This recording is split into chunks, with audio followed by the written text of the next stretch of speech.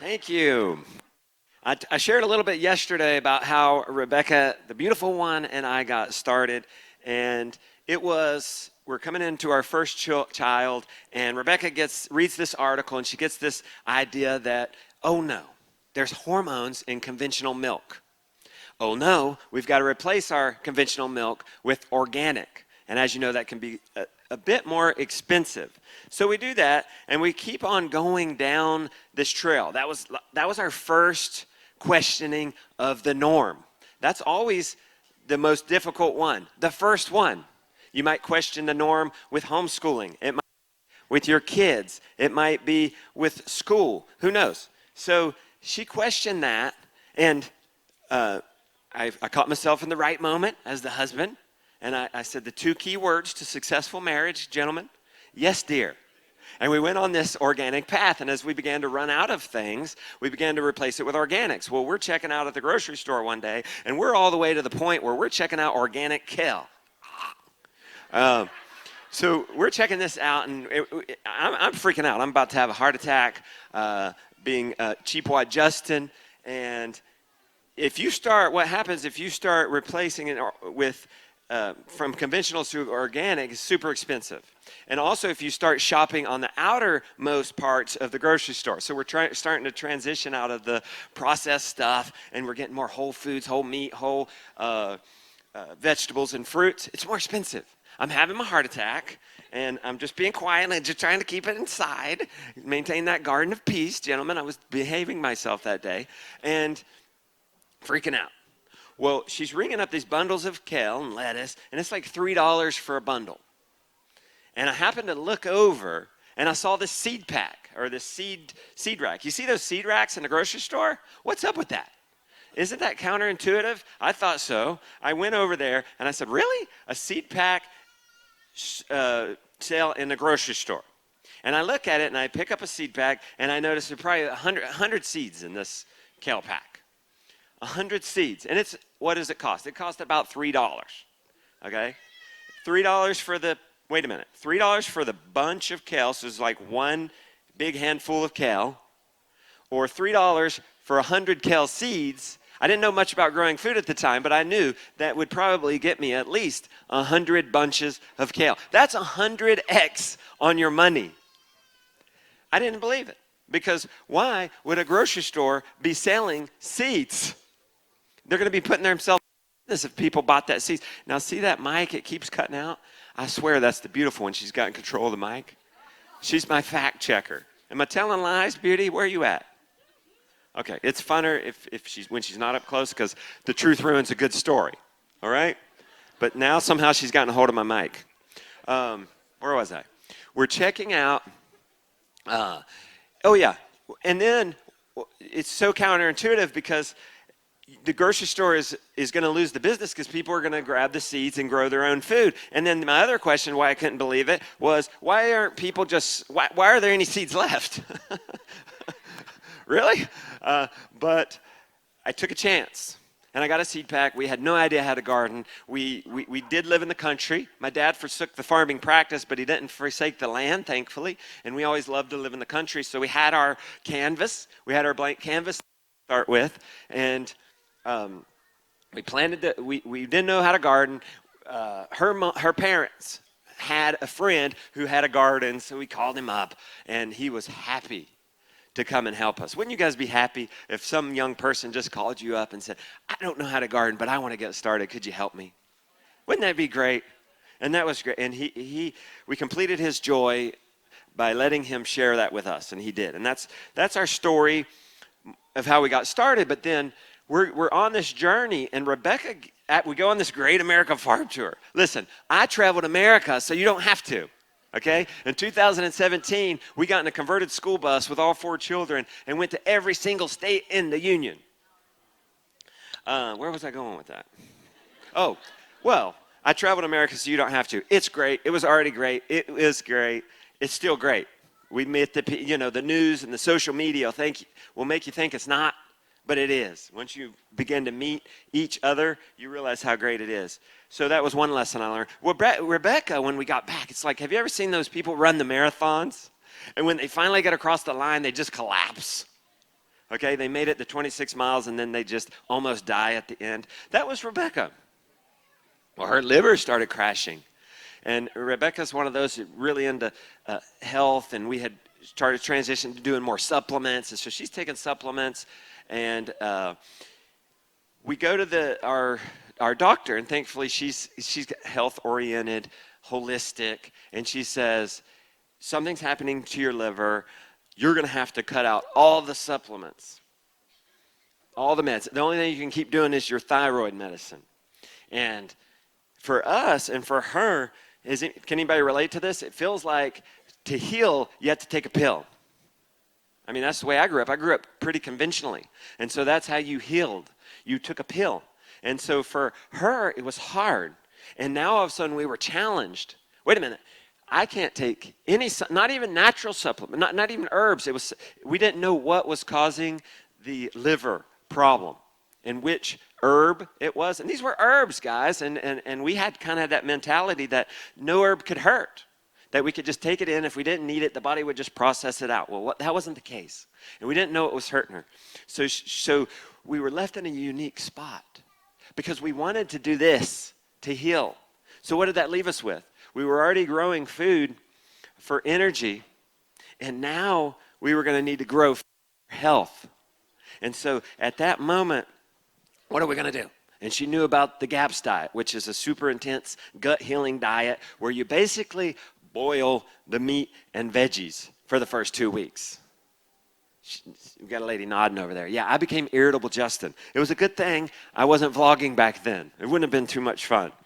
Well, I think I was vlogging. I just didn't turn the camera on that incident.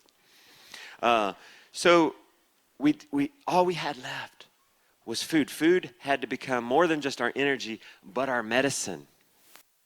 And, we appreciate the animals and their sacrifice. And us in our health journey, and me having Lyme disease, really starting to eat more and more meat and dealing with more and more animal sacrifices, but becoming more and more thankful. I'd like to get down there and hug one of those pigs if I could. I love them so much because they don't just sustain me, they heal me.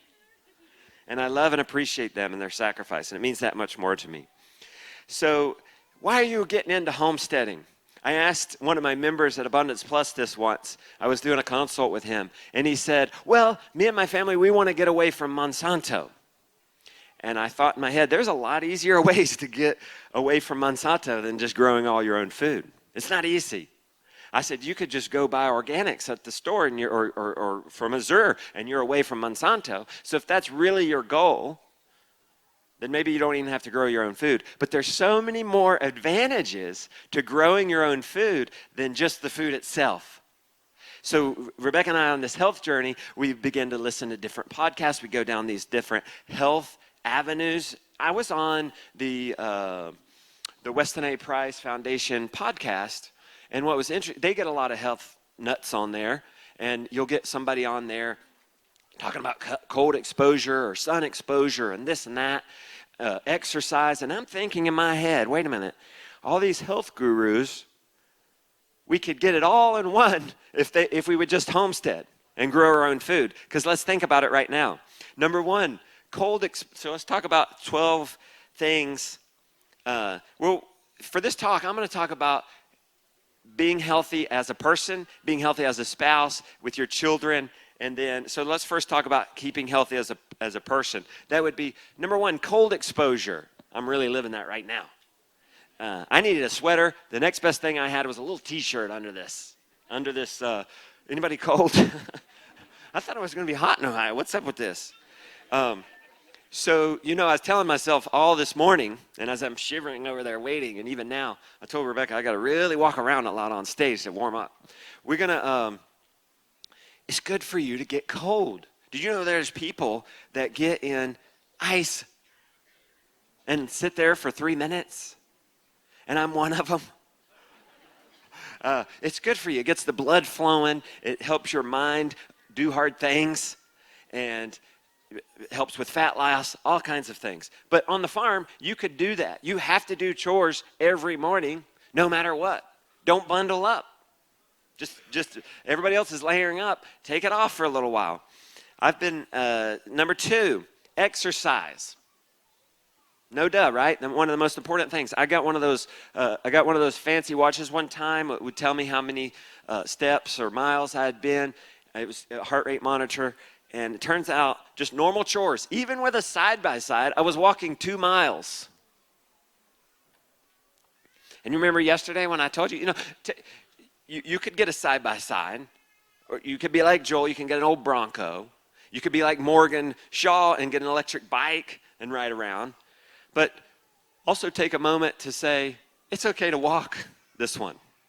It's okay to, hey, maybe while I'm carrying those buckets to, lift it a little bit.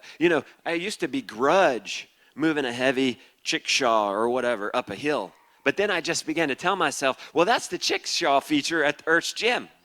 I don't need the gym membership. I just need to not complain when I have to pull the chickshaw up the hill.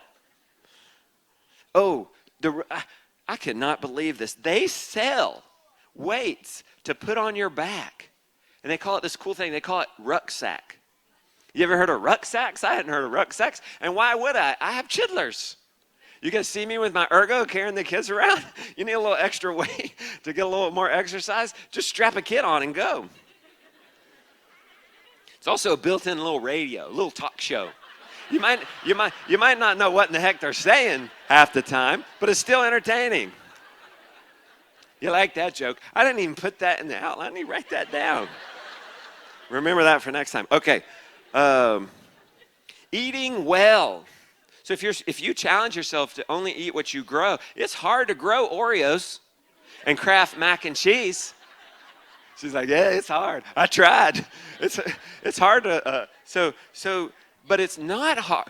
When Rebecca and I were transitioning into this health, and we realized that paleo is the best way for us. That's lots of meat, lots of vegetables and fruits, some nuts. That was one of our early food convictions. And I realized, wait a minute, this diet is what I can easily grow on my farm. This expensive food on the perimeter of the grocery store is what I can actually grow. Okay? What are we at? Okay, so number 5, you get connected. There is something special and healthy about being connected to your food. We had lambs or sheep, and our sheep had babies. And one of the 5 was kind of on the line. I'm ready to call this thing. I'm ready to pull a Greg Judy and get rid of this thing. She had a lame baby the first year. Okay, I'm gonna give her one more shot. We are homestead. We do only have 5 sheep. We still have to eat. So. This lamb had the baby the second time, and it was also lame. And mom rejects it, and probably out of natural reason. The strong need to survive, so the mom's probably rejecting this thing on purpose. But Lily wants to save it. Okay, I'll get to that when I talked about kids, but that's one of the best things you can do. They mentioned it yesterday, is just give kids responsibility. So letting Lily save this lamb. We're getting up in all hours of the night, every 3-4 hours, to milk this lamb, give her the cow's milk or whatever. And I'm thinking, she's going to get really attached to this thing. We're visiting this lamb 3-4 times a day at first, and then she's coddling it and petting it, and that lamb will follow her around. I'm thinking, okay, so Lily needs a little reminder. She's grown up around this. I imagine she knows, but I'm going to tell her, Lily, we're going to kill and eat this lamb. People say I should make a children. What's funny about this is before I had this conversation with Lily and the people on the blog, they're like, you should write a children's book on Lily and her lamb. Yes, I should, and I should make it truthful. Now, I'm going to have to publish it myself. Nobody's going to pick it up. But y'all will get it. Lily had a little lamb, and guess what happened next? Hey, Lily, we're gonna have to kill this lamb. And it's fun when people come visit the farm, and they say, especially if they're like new to this and they don't watch the show, they have no clue, and they're like, "Oh, do you eat those sheep?" And I know they're sensitive, and they don't want me to eat the sheep, and so I set them at ease, and I say, "No, we don't eat those sheep. We eat their babies." They don't laugh like that. Okay. Lily, we're going to have to kill this lamb. Yes, Papa, I know. Can I keep its hide? Oh, no, it's good. It's good. Because that hide could live on forever. But that's how connected she is. She looked at Stud Muffin, our bull. She's very resourceful. You know where this is going? She looked at that bull and she said, Papa, when we harvest Stud Muffin, can we keep his scrotum for a purse? That's my princess cowgirl. You go, girl. You look. You're savage. But actually, it turns out that's a thing. We had this guy come teach us traditional skills in hiding, and the natives of America knew this, and they saw also that could be a useful bag, already shaped. Good for you, Lily. She's connected. Okay. Hard work is number 6. Hard work is good. I didn't know that at 10 years old when I went to school every day of the week, and then on Saturday remember when cartoons were only on Saturday? Yeah. You young people, you got it easy with your on-call streaming services. Could only watch cartoons on Saturday. All my friends watch the cartoons. My dad's got us hauling firewood and selling it.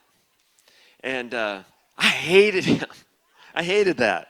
But now it's one of the best things looking back on, because kids need to do hard things. People need to do hard things. You need to do hard things. You need to do things you don't want to do.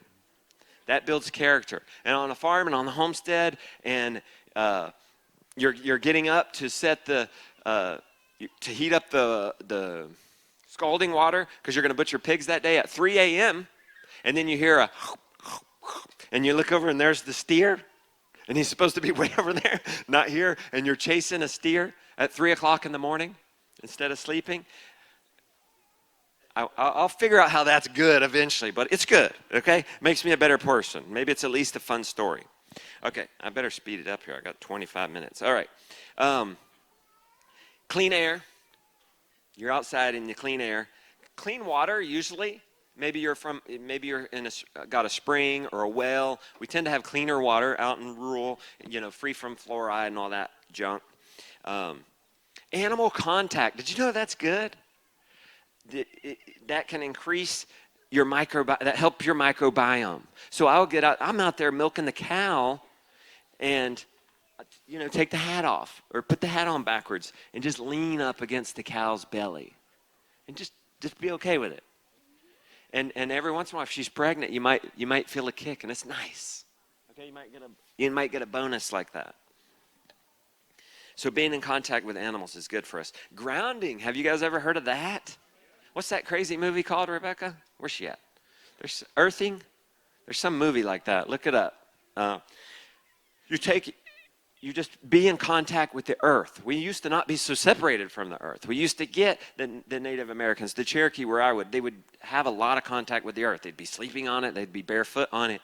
And kids, they're all about it. So let them be barefoot. It's really good for them. And isn't that interesting how we're getting all these? There are people. There's a whole book on cold exposure by Wim Hof. Okay, there's a whole book on all these. There's a movie on grounding. We're doing that. We can do that with homesteading. Soil. There's all good kinds of things about getting the soil and getting your hands dirty. And then finally, I'll conclude with rest. And this is all like self-care things and how we can be healthy on the homestead. And we're about to talk about family and stuff, but rest. Sometimes, as hard workers, rest seems lazy. I feel it with my dad always working us. What was his saying? We're burning daylight. Get up. And so I'll feel guilty when it's time to rest. But we take time and we do self-care in the evening. We might spend some time in the sauna. We might we've rigged up this jerry rig hot tub where we collect when the scalding tank is not in use. We fill it up here. We start a wood fire underneath it, and we siphon water down to a 100-gallon tank, and we take us an Epsom salt bath. Okay, and then we make sure we have sleep every night. So here's what you got to do. You've got to work hard to make yourself rest. You know the trick to getting up at 5 o'clock in the morning? Go to bed at 9. That's the trick. It's not easy to go to bed at 9. Everybody else is out. You're feeling good. Maybe the kids are in bed. Go to bed and get up. Every hour you get before midnight is twice as valuable as every hour after midnight. So what was it? Benjamin Franklin, early to bed, early to rise, make one healthy, wealthy, and wise. So make rest your hard work. And so we found 1 day a week, we call it 0 day. You still have to go out and feed the animals, but we don't do any projects. We don't film a vlog. It's a 0 day, once a week. And then once a year, a vacation. And for the longest time, we couldn't even take a vacation. We couldn't afford a vacation. But there are things you can do. Can you do a staycation where you stay at home and be a tourist in your own town? Rebecca came from Florida every year up to North Carolina to go to, what was it called? It was some tubing. What's the name of it? You got way back there, and I can't get the truth up here. Deep Creek. And they would go tubing all the way from Florida. And they would go to Sliding Rock in Pisgah. Anybody been to Sliding Rock in Pisgah, North Carolina? And here I am, been in North Carolina for 7 generations, never been to either one of those places. These tourists from Florida introduced me to these things in my own backyard. Okay. Let's go on to keeping, so we talk about keeping yourself healthy on the farm, but what about keeping your spouse healthy on the farm? Rebecca and I had just had our first baby, we were 18 months after our first baby. We had not had a date in that much time. And that was our first kid, so we were used to being alone together. And finally, I talked her into it. And we're attachment parents, and so it's particularly hard for her to get away. And I should back up and tell you a little bit of history of some people that walk and carry on, some neighbors. So let's back up a little bit. We have this crew that come walking back and forth down our road for some exercise. And one of them, for the life of me, we've never seen him with a shirt on. It doesn't matter if it's cold. I mean, he's into this. He's in the cold exposure, the sun exposure. And we got to calling him the shirtless man. We didn't know his name. Well, okay, so back to my story. Rebecca and I are about to go on this date. We're on this date. We're just driving down the road. It's not half a mile down the road. And she's carrying on. This is the first time leaving the baby. Oh, my baby. Is he going to be all right? I miss him already. And I'm just having a good time. It's quiet. I'm just looking out the window. Okay, yeah, what you say? I don't know. And then I look up, and I see shirtless man, no lie, throwing hay, loading his hay without a shirt. If you've ever done hay, I highly recommend maybe even a long sleeve. It can get itchy and scratchy if you don't do so. So I'm enamored. I'm like, oh my goodness, shirtless man don't even wear a shirt wearing hay, throwing hay. And I look over to see her expression, excitement about this thing I've seen, and oh, y'all can't see my face, but I just made a mean, ugly face. You're not listening to me. I'm pouring out my heart, and all you can talk about is a shirtless man. Boy, I got it. But what are some lessons we can learn from the shirtless man about our relationships? One, take time for each other. Even if you don't have any money, when the kids go to bed, spend some time together that night. There was time when our kids were young that we would have a movie night in our house. We didn't need to go to the movies. We couldn't afford a babysitter, didn't know anybody to help us with it.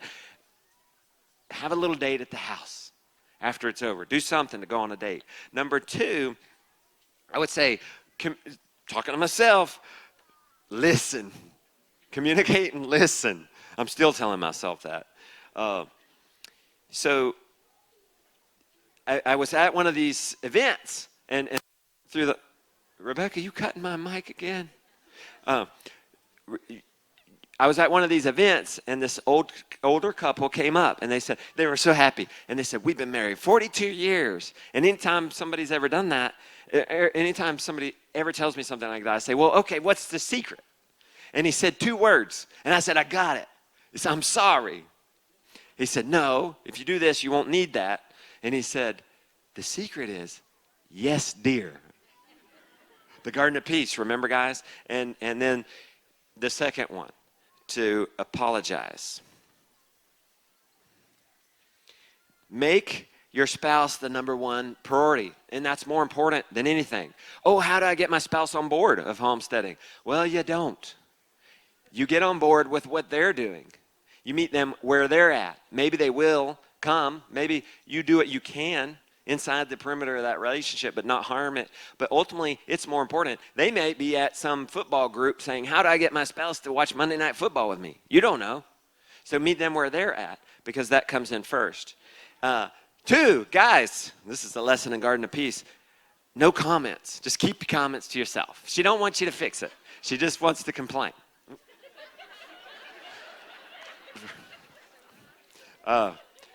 No, Rebecca says, you're making me look so terrible up there. And I'll take a line from Zig Ziglar. They asked Zig Ziglar when he jokes about his wife. People will come up to him and say, does your wife know you're talking about her like that? And he'll say, well, shucks, she helps me write the material.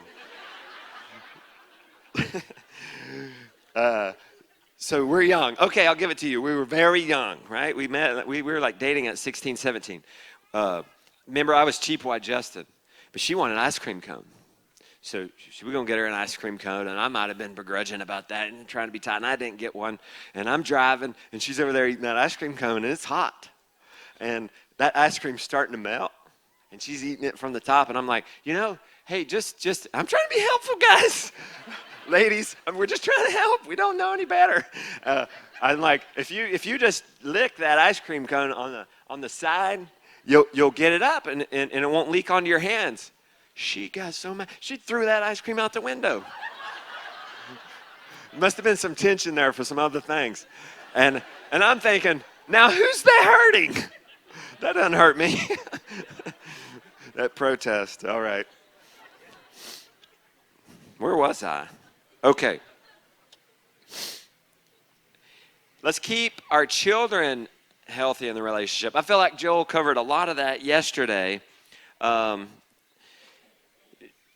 on the responsibility as being one of the best things you can do for your children. Now, our philosophy for the children in raising them, and so I'll dare you to continue to question everything. You've already questioned your food. You're here on a Thursday. During the middle of the day, normal people are out working, okay? But we're all here. We're out here. So you've dared to question something, and you're not normal. So continue to question things. Think about what your kids and what you want for them. What do we want for our kids? Well, I want my kids to grow up and contribute more to society than they're taking. Not even to just be even, but I want them to contribute more, at least be even. That would be successful. I would think the mark of success is, for a parent, is that their adult children would want to hang out with them. So I can't speak much to that because my oldest is only 15. So I look to folks like Joel, whose Daniel is around him. Okay, I have another mentor named Steve, and all his 5 children, they all have children now, but they surprised him the other day with just the OG, just the original kids coming back and spending a half a day with him. So he got to spend half a day with his 20, 30-year-old children, just them. That's success. So I say that to say, look up to those people and see what they're doing and mimic it. So what do we want for them? And what do kids need to give more to society? Well, they need to be creative and curious. School, if we're not careful, the 7 hours a day can squash that. Definitely. You can squash that if you're not careful. If you don't let them express and try things weird and fail a lot, okay? So we have to be careful of that. We also want them to be able to work hard. I fear for some homeschoolers, actually, because at least in the public school system, children are having to do something they don't want to do for 7 hours a day. And that, at least, could build character. And if we're not careful, they'll be the bosses of the future. We have to have our homeschooled children do difficult things. And that's why it's good to be on a farm. Because, a lot of times, the homeschool, you're done in 2-3 hours. And then the kids do whatever the heck. And they're really not made to do anything hard. And they end up just being a bunch of softies. So we got to do hard things, and it's okay. And they say, how do you get your kids to go out there and do the chores? It's not like I have some secret. How do I get myself to do it sometimes? It sucks sometimes, a lot. I make them, whatever it takes. I bribe them. Whatever it takes, we're going to do hard things. We're working. I used to begrudge my dad for working me on Saturday. I had every other day off to go to school. Now, it's funny because I'm the opposite. My kids are working hard 6 days a week, and then you get to one day, so they must really think I'm so. Okay. So do hard things. We're out there. It must have been a Saturday. And guess what? When you got a family milk cow, it doesn't matter if it's Christmas, Easter, Sunday, you got the flu, you got COVID, you're still out there milking the cow. And I'm out there. It must have been a Saturday, and I think, we're out there milking cow, and I think we're having some problems. We're struggling. And I'm thinking, am I doing the right thing? Because I think about how I was raised, and it was different. We went to the country club, to the swimming pool. And I'm thinking, I played Nintendo and all that. Am I doing the right thing? I really questioned myself. And I thought, well, what else would they be doing? Well, they would be going to the swimming pool and playing the Nintendo, and that's not so good. This is good. We're out here together. We're out here in the cold, the rain, the heat, and we're pushing through. I once met a guy, the guy I buy my cows from. You guys would really enjoy him. The Furmans in Virginia. And I went there, and he's got all these kids, and they're getting older. They're getting in their young 20s, late teens, and they're all sweet, and they all want to be around, and they're all part of the business. And so, of course, I asked him, what's your secret? And he said, a gentleman told me one time, to keep your family together, go camping. And he thought, why are we going to go camping? And they explained, well, when you go camping, you're all working together. You're all doing difficult things. You're dealing with the elements. And you're all in this together doing difficult things. But he had enough sense to realize, oh, wait a minute. I don't need to go camping. We're running a farm. You don't need to go camping. Stay on the farm, do the difficult things together, and you enjoy the highs and the lows together. The only thing I would add to the children is let them fail. We want to step in, just gentlemen, just like with the wives. We want to correct them on how to lick the ice cream cone. With the children, out of good intention, we want to say, no, there's a better way. Let them do it. Like Joel and his dad, letting him build the crooked gate. Let them do it. And if it doesn't work out, that's okay too. That's okay. Let them fail. Let it not work. I've let my kids build so many go-karts that have failed, so many things. They just this year planted corn. They just went and planted corn straight up in it, and I'm afraid it's just not going to be able to compete with the weeds. And I'm telling Rebecca, do you want the corn? Do you want to eat the corn? Because if you want to eat the corn, I'm going to go start the corn in seed starting blocks, and we're going to make sure this happens. But otherwise, I'm not going to say anything to the kids. So what's the worst? They're going to fail, but then we're there to comfort them. Okay, so that's a good thing. Or they're going to succeed like they have. That corn's doing just fine. And it worked, and it was easy. A lot of times the kids do it the easiest way, and we're thinking, this, you're nuts. It's not going to work.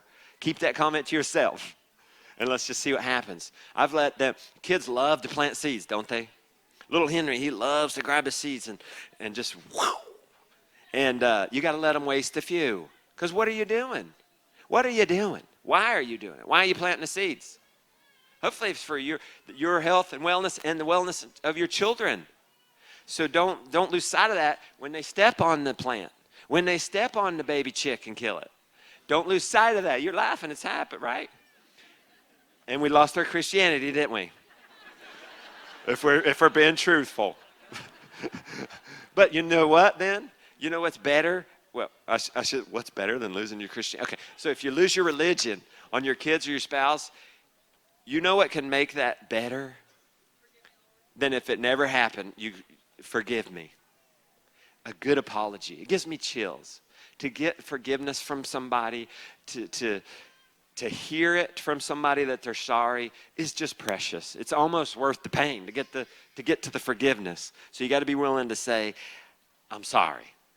To the kids and to the spouses, you got to be willing to fight in front of them, to have your bickerings, but then also to have your apologies.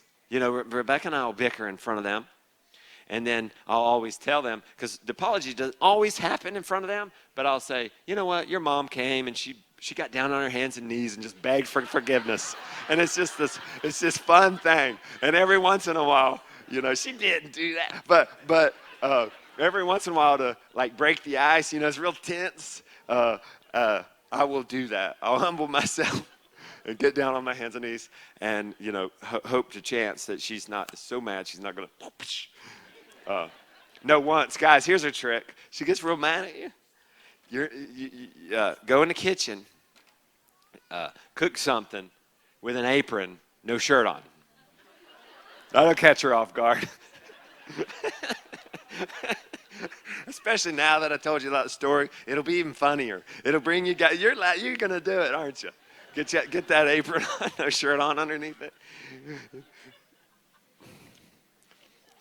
That'll be disarming, guys. Okay, we got to keep our animals healthy and well. If we're gonna eat them, we're only gonna be as good as they are. So what do we got to do with our animals? Well, if they're in one place, we got to put them on deep bed. If they're going to be in one place, we got to give them wood chips.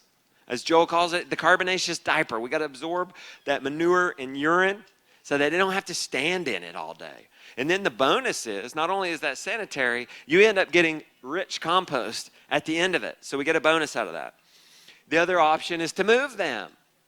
And there's really no excuse. You can be on large scale like Joel and have big eggmobile behind your tractor, or you can be like me when I first started out and thinking, how am I going to be like Joel? I only got 12 chickens and I don't have a tractor. Well, I rigged up. I saw this little coop we had on our property. I'm like, I could put bicycle wheels on that, and I could put it up there like a rickshaw, and I could pull that thing around the farm. And I did it. And we ended up developing that chickshaw concept, and we have a really nice design years later. So keep the animals moving.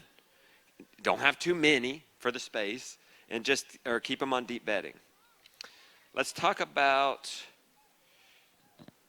keeping your future well.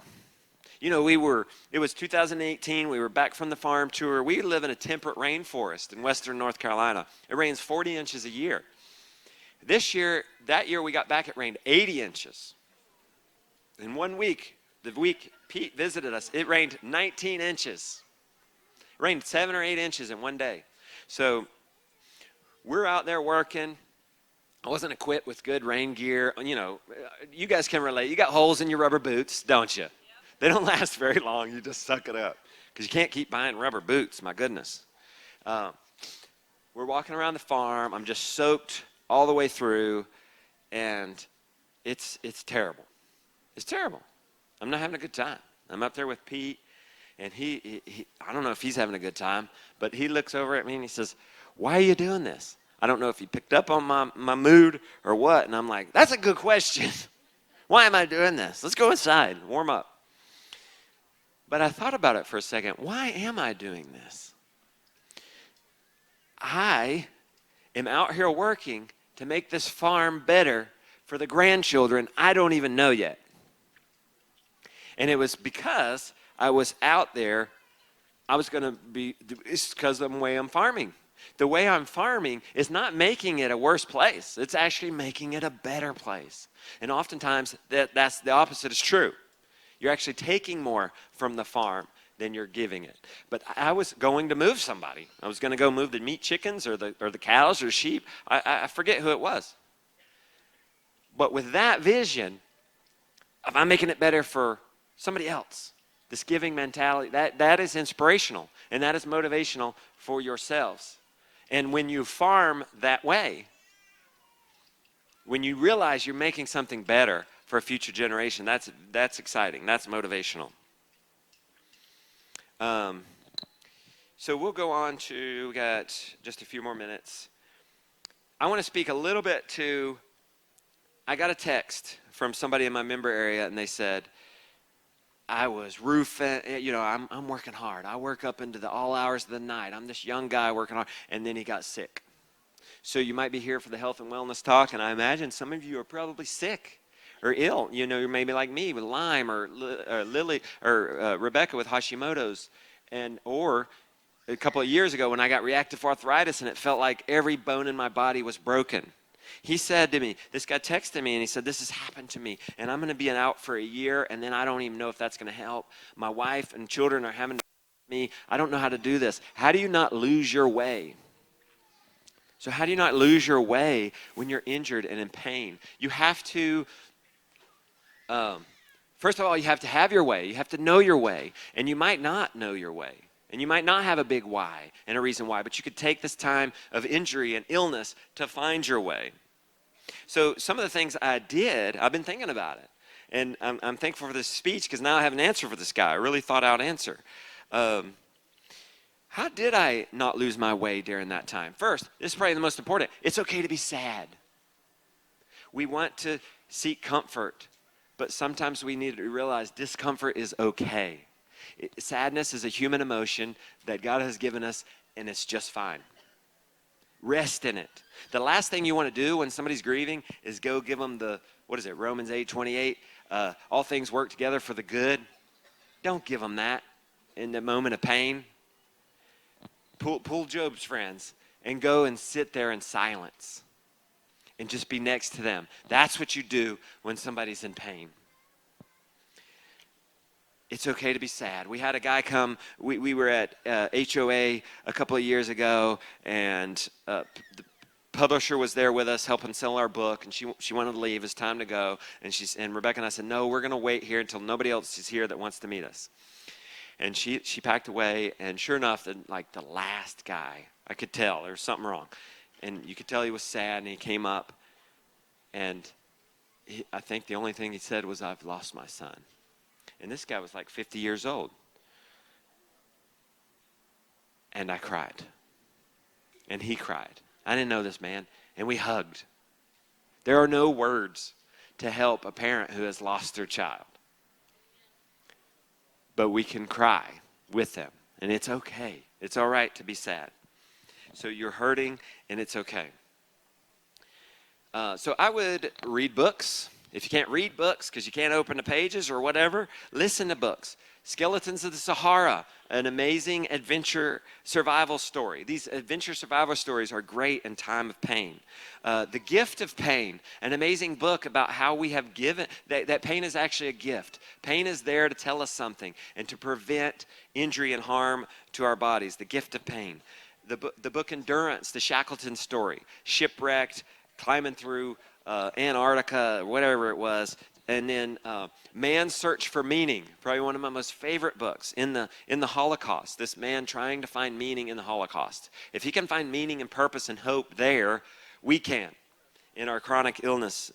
The other thing to find your way, find your critical tasks. I read this book, The Sales Machine, and a lot of times business books can be really helpful in life as well. And one thing it taught you was there are 6 critical tasks you can do in the day. Not 7, not 4, 6 is the critical number. So you write out your to-do list, identify, after you've wrote out your to-do list, figure out which ones are the most critical. Which ones will give you the most bang for your buck? And do that too when you're sick. When I was vlogging at that time with my camera. I had to turn the camera on with my knuckle, okay, and I'm holding it like this. But that was my critical task to put out. That I have a content creation business. That's how we do. That's how we make a living. I put out a video every day, and I made sure I texted members. And I could text. At one point, I'm texting with like one finger. Those were my critical tasks.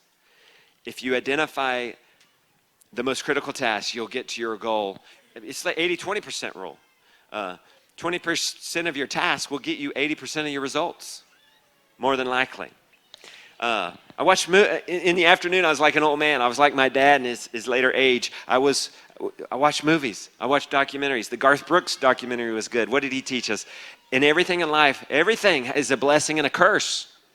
Everything's a blessing and a curse. There are good things about the cell phone, right? The smartphone. We can accomplish a lot of things. There's a lot of powerful tools in there, but there's a lot of dangerous things with social media and addiction and this kinds of thing. I'm going to really jump through this. My time's up. You make healing your job. That's your job. Make sure you take your supplements. Make sure you get to the doctor. Make sure you do the sauna or whatever it is. And guys, I couldn't train at the time, so I couldn't go out and do my kettlebell exercises. And so, you know what they say? When you can't train, tan. So when you can't tone, tan. All right? Anybody can get out there and lay in the sun and get the healing from the sunshine. Two more things. Allow them to serve you. Do we believe it? that it's more blessed to give than to receive, or do we not? Then we have to let them give and we have to let them serve. Do you know that true love is laying down your life for another? That's what true love is. And when you express true love, you're at the height of your joy. So allow your friends, your family, your spouse, your children to serve you. It's okay. Swallow your pride. It's actually pride, not allowing that. Allow it. Let them serve you. Let them express who they are by stepping up to the plate and helping you. Finally, give up. Give up. Give up the fight. Sometimes you just have to accept it because fighting is a negative energy. You just have to accept it. The best thing I did with Lyme disease was finally thank it and call it my friend and see that without Lyme disease, I wouldn't be up here. I wouldn't have found content creation business and started YouTubing and this and that without Lyme disease. So I thanked it. I called it my friend. I quit fighting it. And I started getting better. That's it. I'll let the other folks come. Thank you. Thank you so much for time. Come see us at the tent.